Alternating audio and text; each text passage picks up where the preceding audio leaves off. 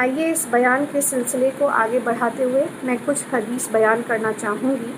جو پہلی حدیث میں بیان کرنا چاہوں گی نبی کریم صلی اللہ علیہ وسلم کی شان میں، وہ ترمذی شریف سے ہے. میرے پاس جو حدیث کی کتاب ہے وہ انگلش میں ہے، تو میں حدیث انگلش میں پڑھوں گی اور پھر میں اردو میں اس کو ٹرانسلیٹ کرنے کی کوشش کروں گی. اگر کوئی غلطی ہو تو معاف فرمانا. اکارڈنگ ٹو ابو ہریرہ رضی اللہ عنہ، مطلب ابو ہریرہ رضی اللہ عنہ یہ روایت کرتے ہیں، The companion said, O messenger of Allah, when was prophethood made incumbent upon you? تو اصحابہ کرام نے حضور صلی اللہ علیہ وسلم سے پوچھا، او میسنجر آف اللہ، اے اللہ کے رسول، آپ پہ رسالت کب نازل ہوئی، آپ رسول کب بنے؟ حضور صلی اللہ علیہ وسلم نے فرمایا، He said, when Adam was between the spirit and the body. مطلب جب آدم علیہ السلام کی روح ان کے جسم میں جب پھونکی نہ گئی تھی، جب ایک نہ ہوئی تھی، تب سے سبحان اللہ حضور صلی اللہ علیہ وسلم رسول ہیں. تو حضور صلی اللہ علیہ وسلم اول رسول ہے اور خاتم الانبیاء بھی ہیں. اول اور آخر دونوں ہی حضور صلی اللہ علیہ وسلم ہیں. ایک اور میں حدیث بیان کرنا چاہوں گی حضور صلی اللہ علیہ وسلم کی شان میں. یہ حدیث بھی ترمذی شریف سے ہے. اکارڈنگ ٹو المطلب بن ابی وداع رضی اللہ تعالی عنہم، مطلب المطلب بن ابی وداع رضی اللہ تعالی عنہم روایت کرتے ہیں، Al-Abbas came to Allah's messenger sallallahu alayhi wasallam, for he seemed to have heard something indecent from the unbelievers and he was in a rage. مطلب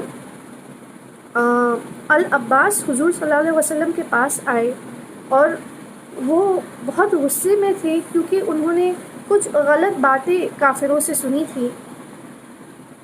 So the Prophet صلی اللہ علیہ وسلم stood on the pulpit and said, تب حضور صلی اللہ علیہ وسلم منبر پر کھڑے ہوئے اور انہوں نے یہ فرمایا. انہوں نے پوچھا سب سے، Who am I? میں کون ہوں؟ They said, انہوں نے کہا، سب نے کہا، You are Allah's messenger, peace be upon you. آپ اللہ کے رسول ہیں. اور انہوں نے حضور صلی اللہ علیہ وسلم پہ سلام بھیجا. He said, حضور صلی اللہ علیہ وسلم نے فرمایا، I am Muhammad, the son of Abdullah bin Abd al-Muttalib. میں محمد بن عبداللہ بن عبد المطالب ہوں. اللہ created the creatures. اللہ نے اپنی مخلوق بنائی. So he put me among the best of them. مخلوق میں جو سب سے اعلیٰ، سب سے افضل، سب سے بہترین ہیں، اس میں اللہ نے مجھے بھیجا، یعنی انسان.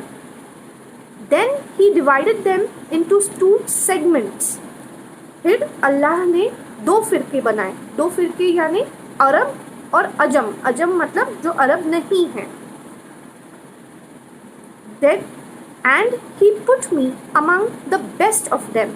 اور اللہ نے حضور صلی اللہ علیہ وسلم کو جو بہتر، اعلیٰ، افضل فرقہ ہے یعنی عرب، ان میں بھیجا. Then he made them tribes. اللہ نے ان فرقوں کے قبیلے بنائے. And he put me among the best of them. مطلب حضور صلی اللہ علیہ وسلم کو سب سے اعلیٰ، سب سے بہتر قبیلے میں بھیجا، the tribe of Quraysh. Then he made them households. پھر اللہ تعالیٰ نے گھرانے بنائے، ان قبیلوں میں گھرانے. And he put me among the best of a household. اور حضور صلی اللہ علیہ وسلم کو سب سے اعلیٰ، سب سے بہترین، سب سے افضل گھرانے سے بنایا، بنو ہاشم. And the best of them as a lineage. اور سب سے اعلیٰ، سب سے بہتر، سب سے افضل حضور صلی اللہ علیہ وسلم کی نسب عالی. تو اس کے معنی ہیں کہ حضور صلی اللہ علیہ وسلم سب سے اعلیٰ، سب سے بہترین، سب سے افضل، اللہ کی مخلوق میں سے سب سے افضل، نسب عالی، قبیلے میں سب سے افضل، گھرانے میں سب سے افضل، سیرت میں سب سے اعلیٰ، حسن میں میرے پاس تو لفظ بھی نہیں ہیں بیان کرنے کے لیے، مقام میں، رسالت میں سب سے اعلیٰ، سب سے بہتر، سب سے افضل اللہ رب العالمین نے حضور صلی اللہ علیہ وسلم کو بنایا ہے۔ میں ایک اور حدیث بیان کرنا چاہوں گی جو درود شریف اور کی فضیلت اور اہمیت کے بارے میں ہے۔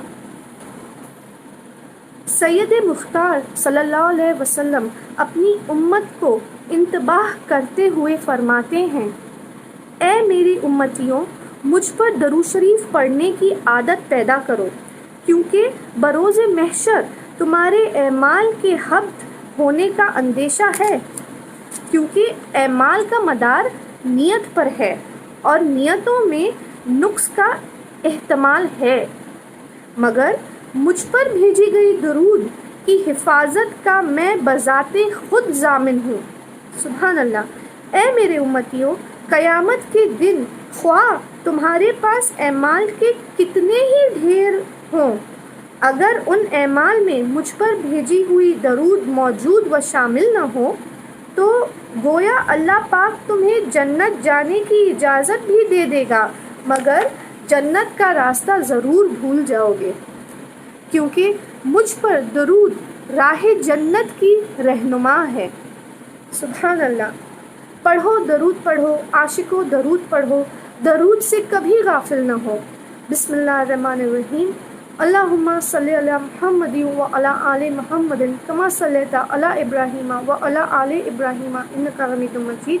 اللہم بارک علی محمد و علی آل محمد کما بارکت علی ابراہیم و علی آل ابراہیم انک حمید مجید۔